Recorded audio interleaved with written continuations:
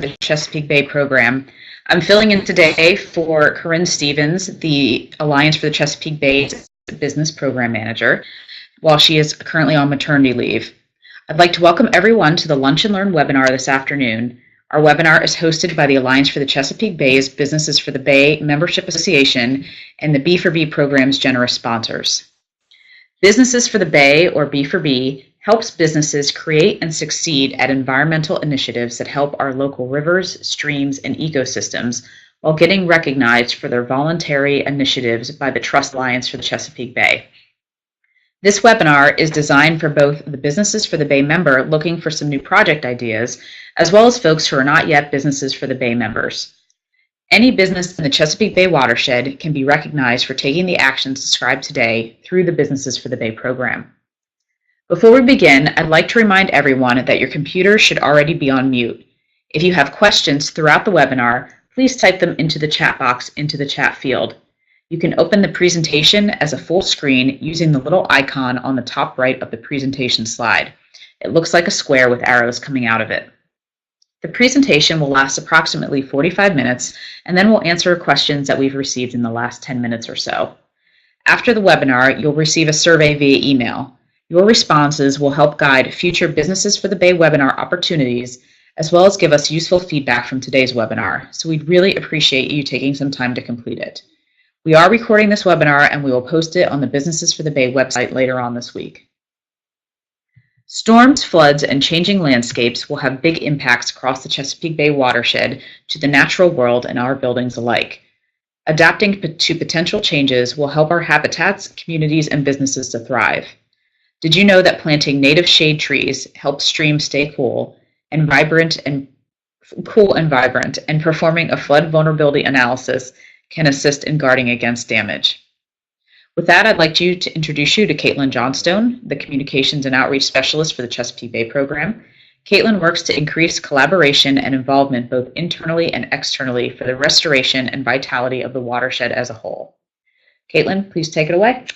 Great, thank you, Rachel. You'll see on our first slide here that this is the third webinar in our 5-webinar series. So it covers the 5 themes of action for the Businesses for the Bay, which are also the same 5 themes of the Watershed Agreement, which is the guiding document for the Chesapeake Bay program. We've covered water quality and abundant life, and today we're going to be diving into climate change, or climate resiliency, as we call it in the Watershed Agreement. As you know from past webinars, the opening image is always chosen with care, so I want you to take a look at this one and keep it in mind, because we'll definitely be coming back to it. But first, we're going to walk through our 2 programs and how they're connected to each other. And we're going to start with Businesses for the Bay. So Businesses for the Bay is, as Rachel described in our little opener, and most of you are aware as members or potential members, that it's a community of businesses in the Chesapeake watershed, and that network is a great way to stay connected across different industries. Being part of Businesses for the Bay creates staying power in your employees who value that sense of place in the community. It helps tie your business more deeply to the community as a whole, and it's going to tap into that ready-made network of businesses. It's a great way for businesses to have their voices heard.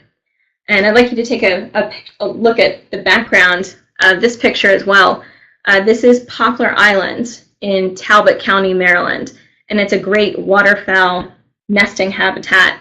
It's one of the success stories for the Chesapeake Bay watershed. It was created from extra sediment, and the plants that were planted on here were done with the help of businesses. So many of the grasses, which are Spartina, which is a salt-tolerant grass that does well in those conditions and has a really dense root system and helps it trap sediment and other deposits, and a really good habitat for crabs and birds. The grasses that you see there were planted actually by the Maryland Correctional Enterprises out of Hagerstown. And it was a planting that was run by the Maryland Environmental Service. So there are far more business and environmental organization and community connections throughout the watershed than we initially think. Right. Well, this little graphic is a nice way to see pretty much what it means to be a Businesses for the Bay. You connect to your local community, you enhance your environmental goals, and you're going to engage your employees who live, work, and play in the Chesapeake Bay watershed, because we all live, work, and play in the Chesapeake watershed. The mission for Businesses for the Bay is to make sure that you encourage businesses within the Chesapeake Bay watershed to take voluntary and measurable actions that support protection and restoration of the Chesapeake Bay, and to help the public at large understand the valuable role that you as businesses have in sustaining the health of the Chesapeake Bay watershed. So we're going to walk through what some of those actions are and how they connect to the watershed agreement and the work that's being done through the Chesapeake Bay Program Partnership. A little bit about that watershed itself. It's bigger than just the bay. It starts all the way up in the state of New York, goes all the way down to Virginia, and is the largest estuary in the United States, covering 64,000 square miles. You'll see that it has a land-to-water ratio there of 14:1. That last bullet point, that is the largest land-to-water ratio of any coastal body in the world. So this is why our actions on the land have such a big impact on the health of the bay and all of our rivers and streams. So whether it's through home, work, recreation, vacation, everyone that a watershed business comes into contact with has a significant stake in the health and beauty of the watershed. And one of those ways you can have an effect is by being part of Businesses for the Bay. As a business, you can obviously be a member of Businesses for the Bay, but you don't have to be a business in order to be engaged with this really good enterprise. You can be a sponsor, which is a group that's going to monetarily support business membership association for Businesses for the Bay, or you can be someone like the Chesapeake Bay Program as a networking partner. So that's government and nonprofit and other organizational bodies that participate in events and help raise awareness of the good work that's being done by the businesses in the watershed, but are not businesses themselves.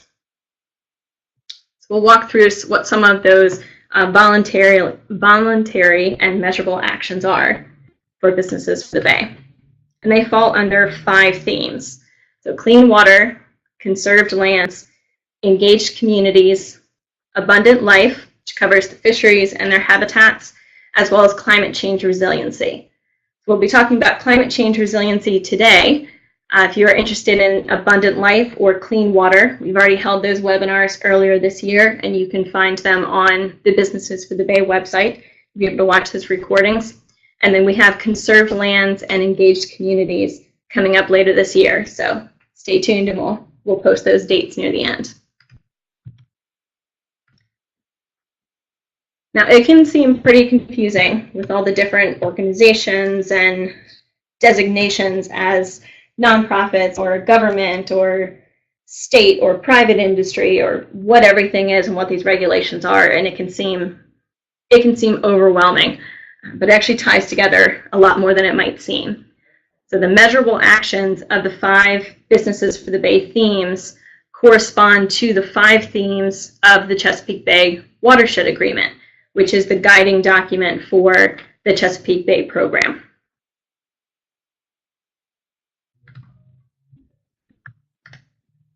And then altogether, the Bay Program, its partnership, the watershed businesses, and everyone who lives in the communities of the Chesapeake Bay watershed in those 64,000 square miles drive all the actions to improve the environment and the economy by taking actions underneath of those 5 themes. We're going to dive today in a little more about climate change and climate resiliency. So the Watershed Agreement refers to climate change as climate resiliency. And that's to increase the resiliency of the Chesapeake Bay watershed, including its living resources, habitats, public infrastructure, and communities, to withstand adverse impacts from changing environmental and climate conditions. So what that's basically saying is that we're all part of an ecosystem. And in the Chesapeake Bay, it's our privilege and our responsibility that we live in such an interconnected and highly changing ecosystem. Those changes are coming, and what we can do to make adjustments to our policies or programs and projects in our day-to-day lives to make sure that we're ready for it means that we'll continue to thrive, both the environment and the people and businesses that live here, as long as we're smart about preparing for those coming changes. So let's talk about climate resiliency actions under B4B, as well as some other green initiatives that will help us prepare. As a business, when you're preparing 5 and 10-year plans, you want to include options about expanding businesses or factoring in building upgrades. If you're a business that's in the Chesapeake watershed, your plans are going to want to include adjusting to the way the world around us is going to change as well. So we'll walk through some of those actions. All right, you'll recognize that this is the picture from the opening slide. And I don't know if any of you recognize it from the way it looks in this picture. It's not how most of us tend to think about it, especially those of us that live here and see it on a daily basis. But this is Annapolis. And this is right after Hurricane Isabel, when it came through Annapolis, Maryland in 2003. And Annapolis is a bustling city. It's the capital of Maryland. It's historic. It's well populated. None of that means that it's going to be protected. No amount of being famous, no amount of nonstop flow of customers is going to prevent a business from being affected by a changing climate. So the world as a whole is trying to find out what to do for climate change and climate resiliency. And the best thing we can do is get out ahead of it first by planning for the future. So look at your buildings and properties that you have currently and assess their vulnerability to potential floods. In this picture here, you see multiple businesses. Not only do you have damage from that water, but no one can get to you. So you want to review your building structures and flood measures and assess your property's potential for flooding, and then factor that into your plans going forward.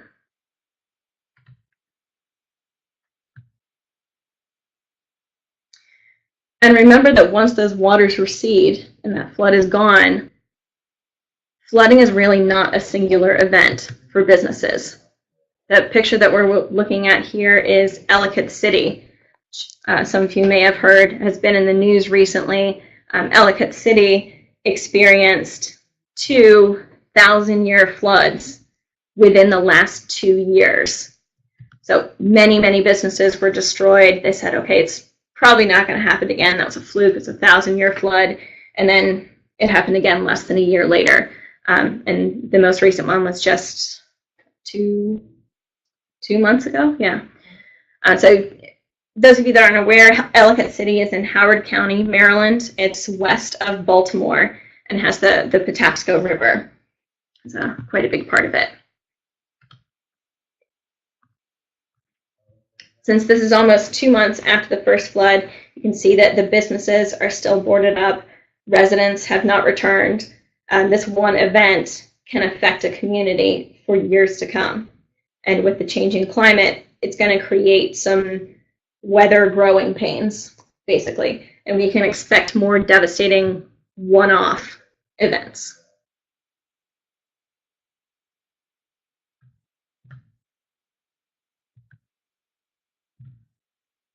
And it's not just towns and businesses near the water that are going to see some of that. Part of what's coming with a changing climate is differences in the way that we experience what is normal weather. So this is Michael McMahon here. This is the farmer that you see. He runs a dairy farm all the way up in New York. So it's not connected to the Chesapeake Bay directly. It flows from river to river in many places. But he's experiencing differences in climate change. Says it used to be you could depend on good long rain soaking in. Anymore, it seems like the storms we get are fast, furious, and violent. So the changes you might start seeing with rain and what we think of as regular weather is not necessarily a change in the volume of rain and the amount of rain that we get, but in the way that it's delivered. So instead of being, a rainstorm that's going to rain for a couple of hours and, a couple days later it might rain again and then it stops, it's long spells of dryness, and then when we do get rain, it's what we used to get in 6 hours comes in 45 minutes. All of that water drops immediately. If you do watch the previous webinars, talk a bit about stormwater and infrastructure and the way that that flows down. Any of you that, whether it's your business or your home, when a heavy rain hits and it runs along the roof and then comes down, it can start cascading over if it's a really heavy rain. All of that water is going to come a lot faster and a lot more intense. One of the things we can do to combat those changes is to create resilient habitat. So not necessarily a particular habitat that spans a long way, but create a habitat that's able to adapt to all of these changing conditions. So you want to plant resilient native plants and make sure that they have that diversity. Don't plant all the same type of plant, same height, same growing season. Try and think about it over the course of the year and be planting things that are going to create a full habitat, full diversity, which is going to better stand up to changing conditions and is a better habitat for all of our different creatures and supports a larger level of biodiversity. This picture that you're seeing here is actually on Nick Mahon's farm up in Homer, New York. That the brook that goes to that farm eventually connects to a river, a small river in New York, that then connects to the Susquehanna River and eventually flows out to the Chesapeake Bay. And there's a great quote from him that I love, where he says that I think your environment is also your community. And I think you've got to be cognizant of your community's needs and wishes so that you can live in peaceful harmony with them. So he's been working on that effort up there and partners with schools and organizations in his area to help teach them about taking care of the environment, to create more connection across the whole community, and to create these resilient habitats. Native species are going to be much easier for a homeowner or for a business to maintain because they're well suited to that local environment. So they'll also decrease flooding and stormwater woes with their very deep roots, which aid infiltration. One of our Business for the Bay members that's definitely taken that and run with it is Octoraro Native Plant Nursery. They're in Kirkwood, Pennsylvania, and it's right there in their name. They're all about the natives. They plant native shade trees next to their streams, which helps cool down the water in our hot days. It's going to help keep the bank more resilient as those roots hold the soil in place. They've created wetlands on their site. They do drip irrigation to try and reduce the amount of water that's being used. And they're very strategic about their fertilization. So they stop using fertilizer after the end of July so that plants respond to natural growth cycles. Fertilizer is incredible, and there's definitely a reason we have it at our nurseries and we use it in our homes and businesses. It really helps those plants, but it's an everything in moderation situation. So trees that are forced late into the season or to keep growing or year-round with excessive fertilization and grow lights are not properly hardened off for fall plantings. So those trees that are grown too fast or pushed too long in the nursery are more likely to eventually fail when they're in the environment. So they use fertilizer to help them, get that boost, but then to make sure that they're creating healthy trees that are going to be strong and live in the environment for a long time. And reducing that amount of fertilizer also helps our streams and rivers. phosphorus and nitrogen, that nutrient overload can be devastating for our waters. We have algae blooms, it creates dead zones, but if we didn't have those nutrients, the water would be dead also. So it's making sure we find that balance.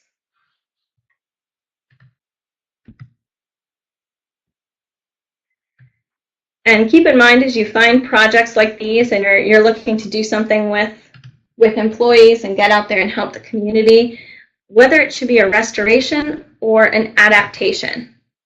So not every piece of land should be restored to what it was.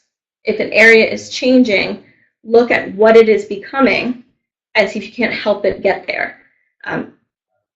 If that's just a different rather than a worse type of habitat, help it to become that new habitat. Lands may already be changing to something new. Start planning for the future and think and work practically. So make sure you're having those discussions with your landscaping company, or if you are a landscaping company, help your clients to understand that as well. Have them choose native plants, make sure that they take into account habitats, fertilizers, maintenance down the road, and the environment as a whole, along with that aesthetic. What we're looking at here in this picture is a flooded water impoundment along the Chesapeake Bay on the farm of farmer Jerry Harris in Church Creek, Maryland. So what was happening here is that he was fighting water rising into his crops for a long time. And as the climate has continued to change, that's gotten worse and worse, to the point where it's difficult to combat it completely. So he worked with Maryland Ducks Unlimited and got a grant through the North American Wetlands Conservation Act, and they worked to change that cropland into a wetland habitat for ducks. So he was growing corn on that land, and it was being decimated by deer and flooded out by this water. It's now become a duck wetland, and he switched to growing rice there. So rice thrives in the water. He's still able to have that crop. And he was telling us that the added benefit is that the deer don't seem to eat the rice. So he loved that about the crop. And now he's able to partner with other businesses as well, and hunting associations that come out and can now hunt for ducks on this beautiful wetland habitat of his. So it's really working with the environment around you that's going to have you thrive as a business owner, as a self-starter, as a community member in general.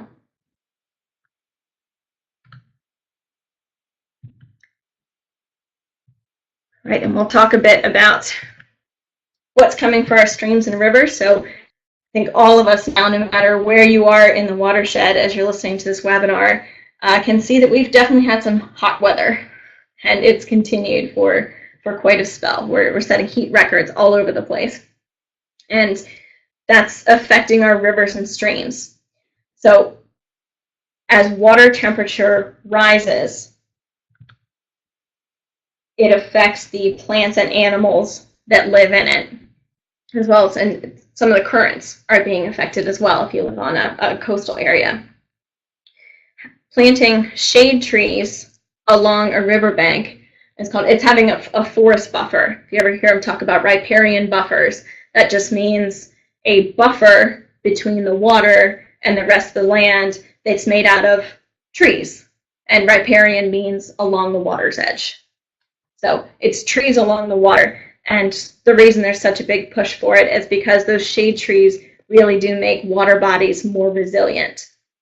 Having woody debris in a river or any body of water, even if it's a little creek, helps create more resilient habitat. It supports more species, and it keeps that water cool, which a lot of our creatures need.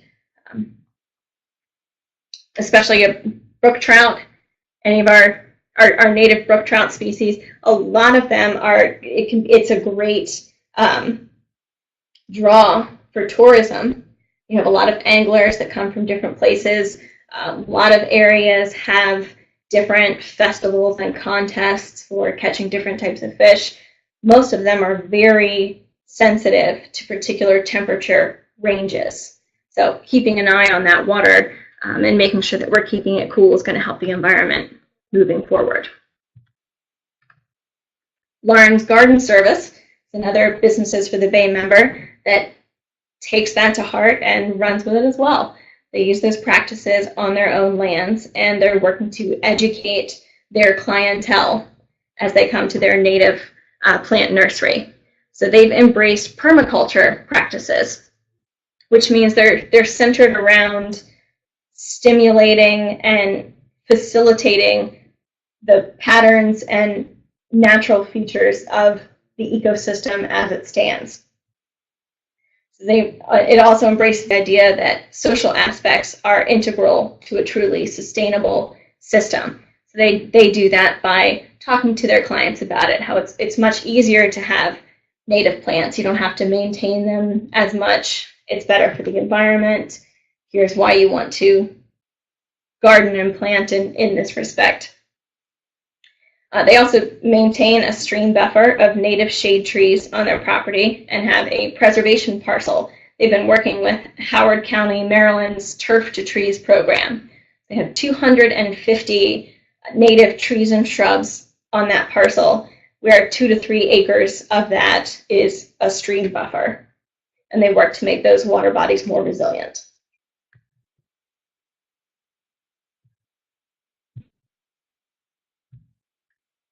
One of our other green initiatives, it doesn't fall directly under climate change, but is all going to help in that planning for the future, is to try reducing waste.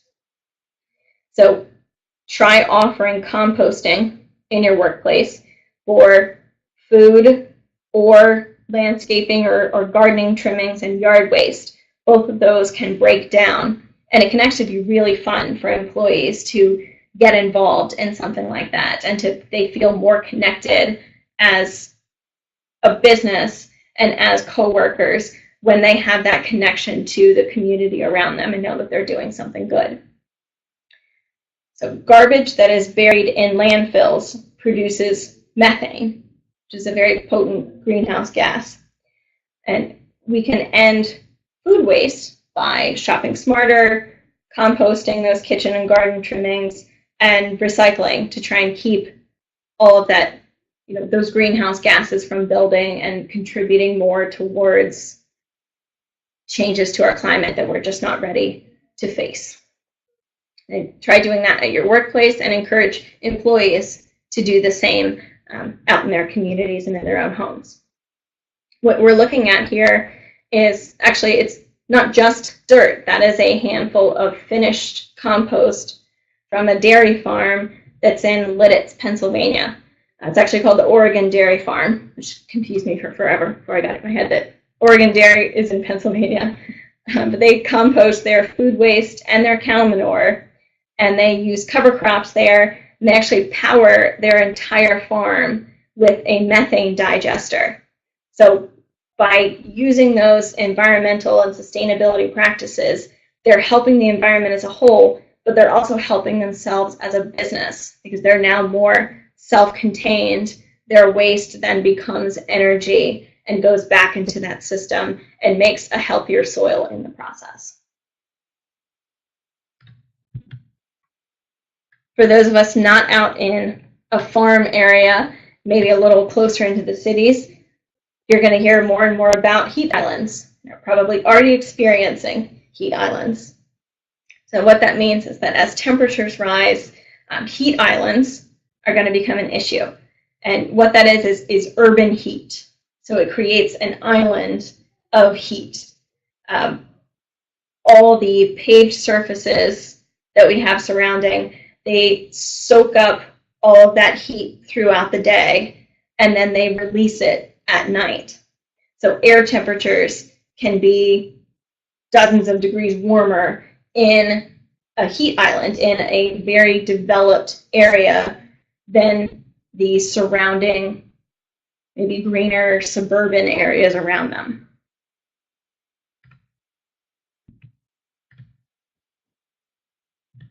We have a little help from the Lovin' Spoonful here. So people looking half dead, walking on the sidewalk, hotter than a match head. In the song from the 1960s, it's supposed to say at night it's a different world.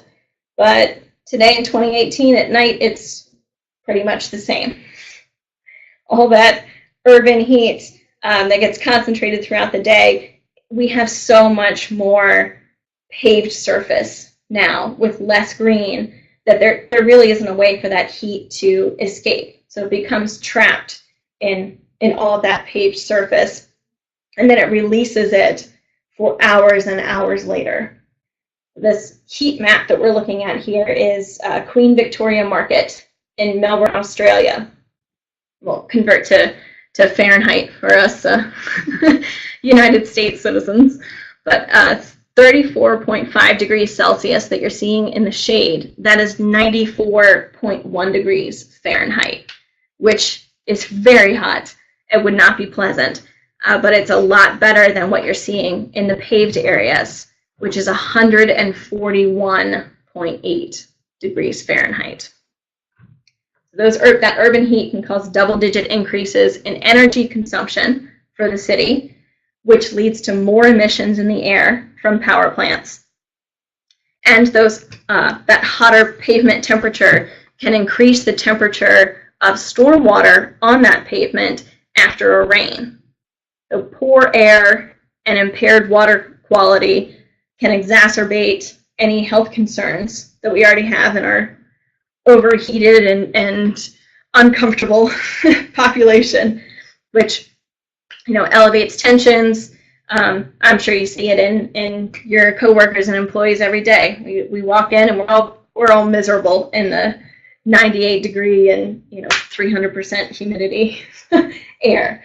So working on reducing heat islands is going to lead to economic and social benefits for a lot of time to come.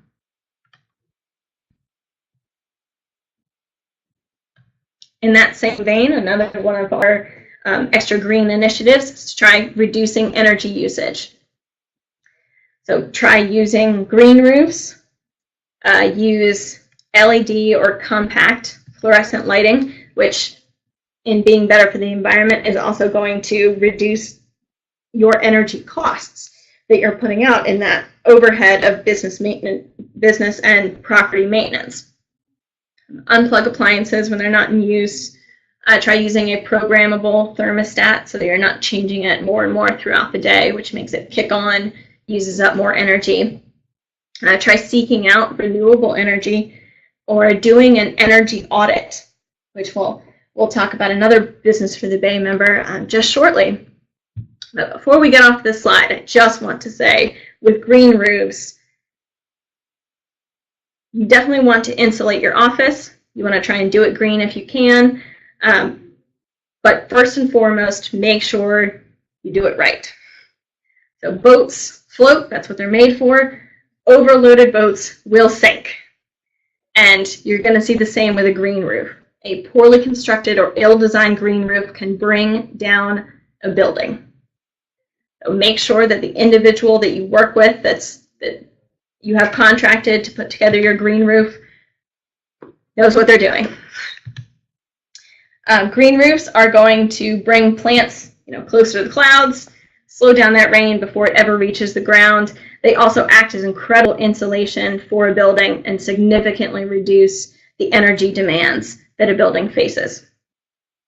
Your property aesthetic also goes up as energy costs go down with all the greenery and flowers.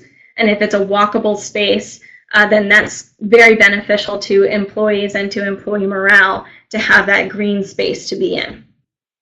If you don't want to do a roof, you can try a natural area that already exists, like a waterway or an empty lot in your environment. It's a way to get your employees and the community working together and make it a project where they care for that space. So community betterment takes less time away as it's on your own property. If you have this nice little space, plus it's going to beautify the area. We'll talk about one more Business for the Bay member in this webinar. Christy Neidhart is our only realtor in businesses for the Bay. We're very excited. We're expanding across even more industries. And she does energy audits for her clients. So when a KN Realty client purchases an older home, she includes an energy audit that's conducted through a partnership that she has with Baltimore Gas and Electric and an energy specialist called Edge Energy. So you can see there are so many different ways to collaborate with businesses and organizations throughout your community. And how this helps her employees, so Baltimore Gas and Electric, KN Realty, and Edge Energy all working together to do that energy audit. Most people are surprised to find they have the equivalent of an open window of energy loss through border cracks, and older lights, and unsealed frames. So that's what an energy audit does. It finds those leaks. It's going to save you that space. For her own home, doing an energy audit saved Christy $35 to $40 a month on her bill. Now, most clients are going to find the same benefits for their bank accounts, as well as cutting their carbon footprint by a third for most homes. And as she says, environmental improvement translates to economic value, money saved. Feeling good is secondary, but that feeling good reinforces a sense of pride. So if we're seeing that on single-family homes, imagine the energy cost savings for a larger business. It really helps to do that energy audit.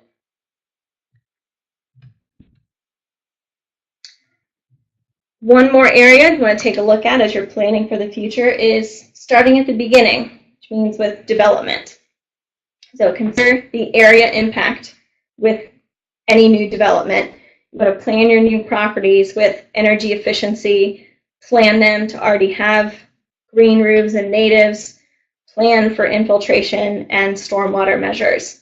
You want to consider the floodplain, consider maintenance costs, consider upgrades down the road. If you don't have to, you won't have those upgrade and demolition and putting in a new project costs if you already plan them into your new development from the beginning. So try and work on getting in touch with environmental organizations and environmental professionals in your area and have them as part of that planning committee, which is going to help you as a business and the environment as a whole down the road.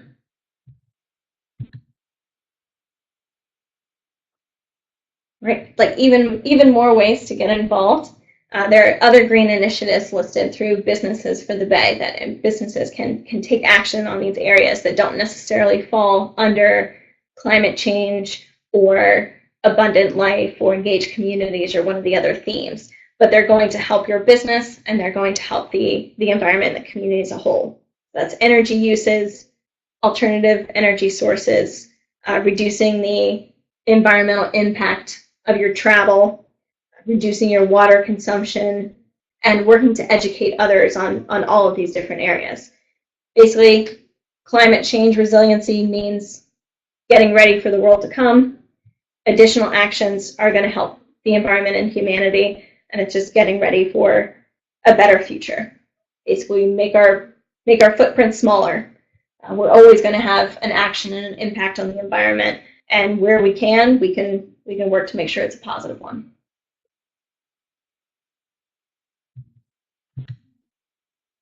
Right, that's it for climate change and climate resiliency.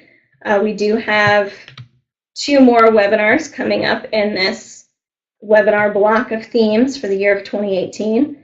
We'll cover engaged communities on September 25th and how businesses can be involved, and November 6th for conserved lands and how that makes a difference.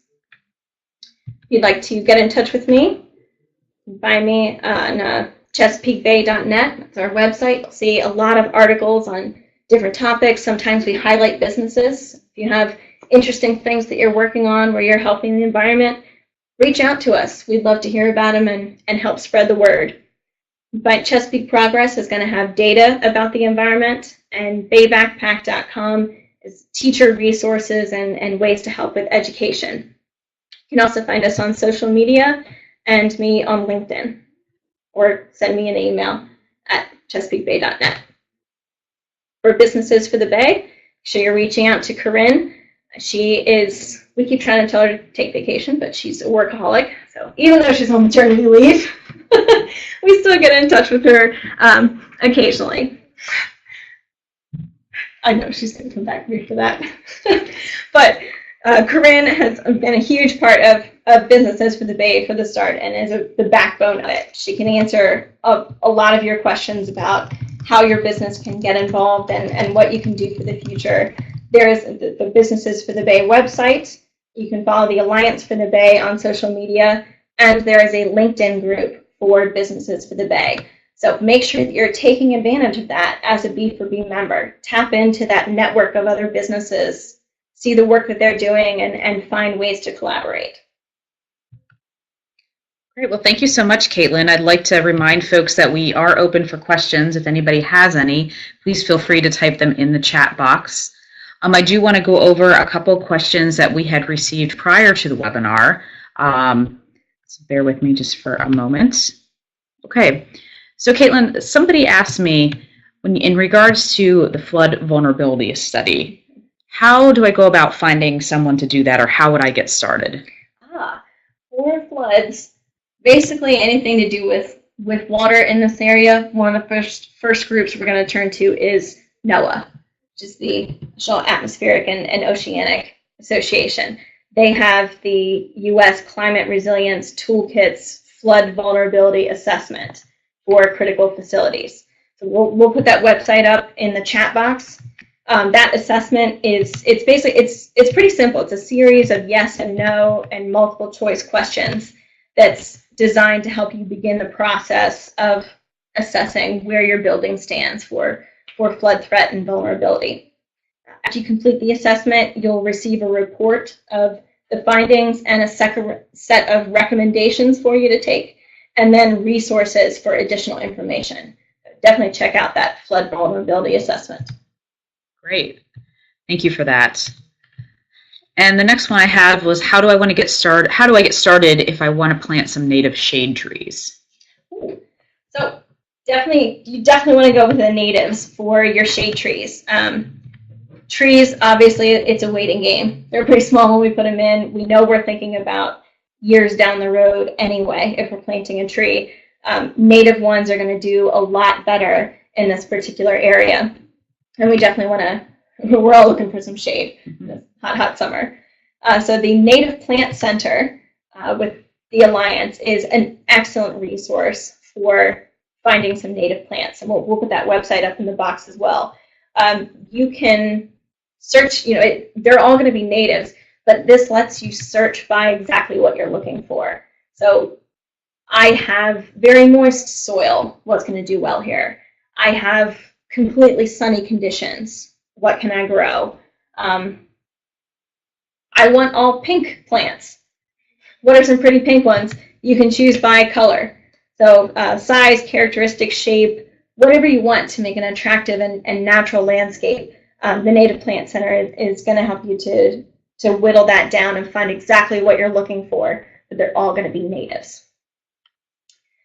There are some other resources as well, which we can put up in the box. The Fish and Wildlife Service has native plants for wildlife habitat, and Lady Bird Johnson's Wildflower Center has a collection of Chesapeake Bay plants for you to find. So we'll put those links up in the box. And then if you just want to know, you're not really concerned about native, maybe you're okay with non-native plants that are not detrimental, but you really want to make sure you don't have invasives, then there are a couple links to teach you about what some of those invasive species are and how to avoid having them in your area. So we'll put up Maryland, and I see we've got quite a few Virginia attendees today, so we can put up a Virginia invasive species plant list as well. And I can just, the Native Plant Center is fun. Maybe this makes me a really big naturals plant nerd, but it's kind of like window shopping. I like to go in the Native Plant Center and I'll just create different things. I want all like blues and greens and yellows together, and then I'll I'll find all the native plants that can do that. It's fun window shopping. All right, great. Well, thank you so much, Caitlin. We'll just pause here for a moment and if anybody has any other questions, to please type them in the chat box. I have put up those links, so we'll just wait 1 or 2 minutes.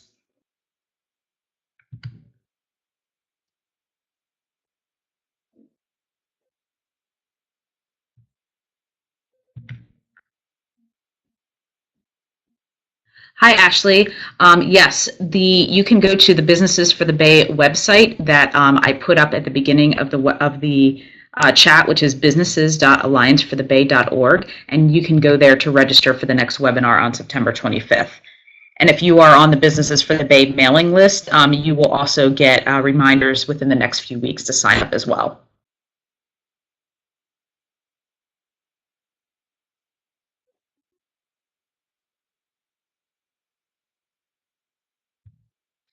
And if people are looking for even more ways to connect, check out some of your local businesses and local communities. You can find that through the Businesses for the Bay LinkedIn network, but also through the Chesapeake Bay program has a find a group page on our website.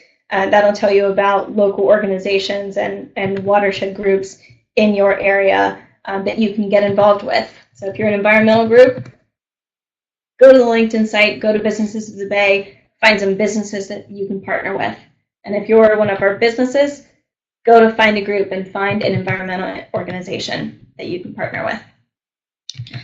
And if you are interested in seeing the first 2 webinars from earlier this year, they are also up on the Businesses for the Bay website for clean water and abundant life. Well, great. Thank you, Caitlin, and thank you, everybody, for joining us today. We do remind you that we would appreciate you filling out the survey when you do receive it, hopefully later today or first thing tomorrow.